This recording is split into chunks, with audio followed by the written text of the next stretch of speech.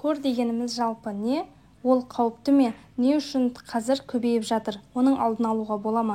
Видеоны соңына дейін көріп, толық ақпарат алыңыз. Тақырып қызық болса, каналыма жазылыңыз. Қызылша ауруы жұқпалы, вирусты, дақты папулезды бөртпелі ауру.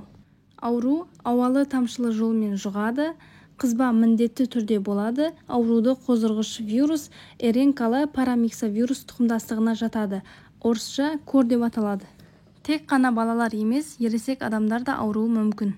Аурудың белгілері бірнеше кезеңнен өтеді. Біріншісі инкубациялық кезең немесе жасырын кезең деп айтамыз.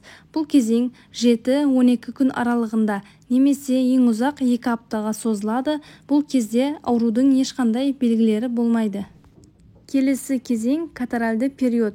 Бұл кезде температура фебрильді жоғарылайды, мұрын бітуі, мұрыннан су ағу, құрғақ жөтел мазалайды. Сонымен қатар көздің конъюнктивасы зақымдалады, яғни көз қызарады және көзден жас ағады. Бұл кезең 3-4 күнге созылады. Ауру осылай ОРВИ сияқты басталады. Айырмашылығы бөртпе шығудан 1-2 күн алдын ауыздың шышты қабатында филатов-коплик дақтары пайда болады.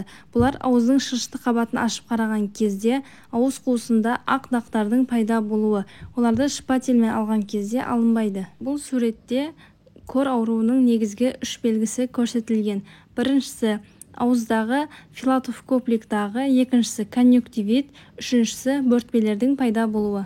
Катаральды белгілерден кейін келесі этап бөртпелердің шығу кезеңі басталады. Бұл кезде басқа аурулардан ерекшелігі бөртпе денеге этаппен шығады, яғни бірінші күні бетіне, мойнына және дененің жоғары бөлігіне шықса, ал екінші күні толықтай денесіне шығады, ал үшінші күні аяқтарына шығады. Бөртпенің сипаты дақты папулезды және бөртпе шығу кезеңінде температура өте жоғары көтеріледі, 40-41 градусқа дейін. Бөртпе шығып бастағанда 1-ші және 4-ші күн аралығында өте жұқпалы болады, ал 5-ші күннен бастап басқа адамдарға жұқпайды. Бөртпелер 1-1,5 апта бойы сақталады, ал одан кейін кете бастайды, ал орнында пигментация қалып қояды. Ол пигмент 1-2 апта бойы сақталады. Нақты диагноз қою үшін ИФА анализі және ПЦР тапсырылады, иммуноглобулин М анықталады. Бұл ауру не үшін қауіпті? Біріншісі өте жұқпалы, екіншісі асқынуларға алып келуі мүмкін, үшіншісі өте кеш асқынулары да бар, ал төртінші иммунитеттік жадты жояды. Бірінші өте жұқпалы дегеніміз бұл контакт кезінде 100% жұғады. Тіпті контакт болмағанның өзінде науқас адаммен бір бөлмеде отыру кезінде де 100% вирус жұғады. Себебі вирус ауа арқылы тарайды және ауада вирус 2 сағат бойы сақталады. Ал асқынулары көбінесе отит, пневмония, энцефалит, бронхит және орталық жүйке жүйесінің ауруларымен асқынады. Ең ауыр асқынуы бұл склероздаушы панэнцефалит. Балаларда болады және бала ауырып жазылғаннан кейін 2-10 жыл ішінде дамуы мүмкін. Бұл кезде балада тырысу ұстамалары, психикалық өзгерістермен көрінеді және баланы мүгедектікке алып келеді. Статистикаға келетін болсақ, кормен ауырған 2,5 мың адамның біреуі осындай панэнцефалитпен асқынады. Ал 5 жасқа дейінгі ауырған 1300 баланың біреуінде панэнцефалит дамиды. Ал 1 жасқа дейінгі ауырған кормен ауырған 600 баланың біреуінде панэнцефалит асқынады. Қызылша вирусы адамда иммунитеттік жадты жоюы мүмкін. Яғни адам осы уақытқа дейін ауырған вирусты және бактериялар аурулар кезінде соған қарсы иммунитет қалыптасқан болады. Ал қызылша вирусы ол сақталған иммунитеттік жадты жояды және адам қызылшамен ауырып жазылғаннан кейін өте тез ауыритын болады. Қызылша вирусы кімдер үшін өте қауіпті? Біріншісі иммун тапшылықты аурумен ауыратындар, аутоиммунды аурулар кезінде иммуносупрессивті ем қабылдайтындар және онкологиялық аурулар кезінде химиотерапия қабылдап жүрген адамдарға.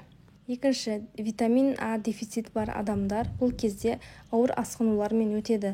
Ал үшінші, жүкті әйелдер қызылшамен ауырған кезде түсік қаупі жоғары және әртүрлі тума ақаулармен бала туылуы мүмкін. Төртінші, 5 жастан кіші балалар және 65 жастан асқан адамдарда.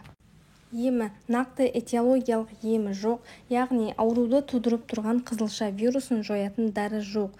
Ем симптоматикалық түрде жүргізіледі, яғни жөтел болса жөтел емделеді, фарингит болса фарингит, конъюнктивит болса конъюнктивит емделеді. Қызу жоғарылаған кезде қызуды түсіретін препараттар береміз. Және асқынуларды болдырмау үшін витамин А тағайындалады. Аурудың алдын алу үшін ең негізгі әдіс бұл екпе жасату.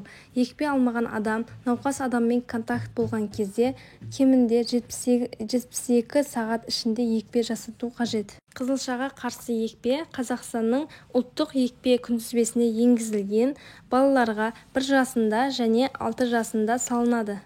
Екпе алмаған бала қызылшамен ауырып жазылғаннан кейін де бұл екпені алу керек, себебі бұл ККП екпесінің құрамында қызамық және паротитке қарсы екпе бар. Бұл екпенің 2 дозасында алған адамдарда эффективтілігі 97%. Вирусты жұқтырған күннің өзінде де ауру өте жеңіл және ОРВИ сияқты өтеді. Ал қазіргі кезде кор ауруының көбеюіне байланысты екпе 6 айдан бастап салынып жатыр. Жоғарыда айтылған асқынулар бұл екпе алмаған балаларда болады. Қазіргі таңда не үшін қызылша ауруы көбеюде? Ең бірінші себебі бұл прививкадан ата-аналардың бас тартуы. Ал бұның себебі ата-аналарда прививка туралы қате түсініктің болуы. Негізінде прививкадан емес, бұл аурулардың асқынуынан қорқу қажет. Аурудың көбеюінің екінші себебі бұл прививкаға берілетін жалған медотводтар. Егер сіз қандай медотводтар дұрыс, қай кезде прививка салуға болады, қай кезде болмайды, сол сұрақтар қызықтырса, комментарийді жазып қалдырыңыз. Видео ұнаған болса, лайк басып, достарыңызбен бөлісіңіз.